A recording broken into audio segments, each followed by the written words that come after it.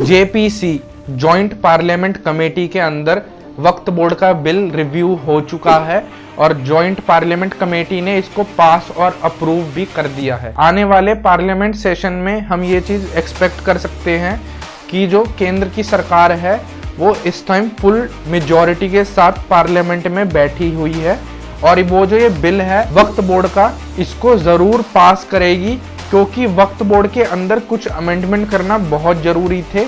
इस नए बिल में कुछ की पॉइंट है। पहला की पॉइंट ये है कि जितने भी वक्फ की प्रॉपर्टीज हैं उनके पास पूरे कागज होने चाहिए। अगर वो कागज नहीं मीट करते सरकार के क्राइटेरिया को तो वो जमीन सरकार एक्वायर कर लेगी। और हमारे देश में जो वक्फ बोर्ड है उसके पास इतनी जमीन है कि वो एक नई स्टेट बना सकता है, उत्तर प्रदेश जितनी बड़ी, क्योंकि ये जो वक्फ बोर्ड है ये काम ही ऐसे करता है। इनके जो रूल्स हैं वो कांग्रेस के टाइम पे ऐसे बना दिए गए थे कि ये जो प्रॉपर्टी क्लेम करते हैं वो कानूनी तौर पे इनको मिल जाती है।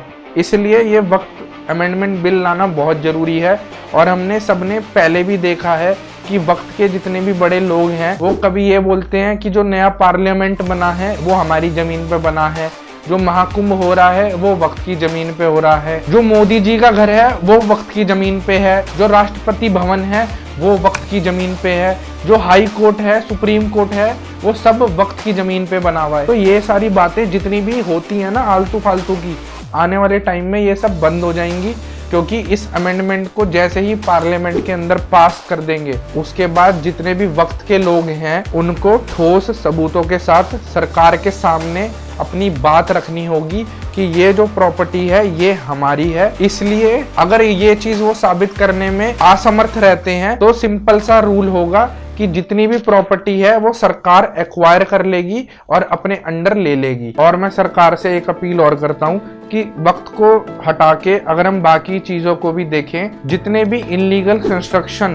हमारे देश में हो रखे हैं, फिर वो चाहे वक्त की प्रॉपर्टी हो, फिर वो चाहे किसी का घर हो, फिर वो चाहे पब्लिक एनक्रोचमेंट हो या डीडीए के पार्क में कुछ लोग जाके अपना कब्जा कर लेते हैं, जितने भी कब्जे हैं, फिर वो चाहे वक्त का कब्जा हो, फिर वो चाहे झुग्गियों का कब्जा हो, जितने भी इनलीगल कब्जे हैं वो हमारे देश में से हटने चाहिए। और इसका बेनिफिट ये है कि जो हमारी सरकार है उसको एक प्रॉपर रिकॉर्ड उसके पास आ जाएगा कि अब हमें आगे ढंग से काम करना है, तो उसमें क्लैरिटी मिल जाएगी कि ये जितने भी स्ट्रक्चर अब बने हुए हैं वो सारे लीगल हैं और जितने भी इनलीगल थे उन पे बुलडोजर चल चुका है। और इससे हमारे देश की तरक्की में भी हेल्प होगी और एक क्लियर माइंडसेट रहेगा कि हमें आगे कैसे काम करना है। बाकी मैं होप करता हूं कि जो नेक्स्ट पार्लियामेंट सेशन है उसमें जो मोदी जी की सरकार है उसके अंदर ये जो बिल है ये पूर्ण बहुमत के साथ पास हो जाए। नेक्स्ट पार्लियामेंट सेशन में पास नहीं होगा पर एक चीज कंफर्म है, जॉइंट पार्लियामेंट में ये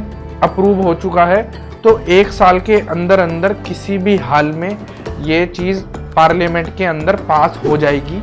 और जो लोग बोलते हैं नहीं हो पाएगा, 370 भी तुम बोलते रह गए नहीं हो पाएगा, हो गया।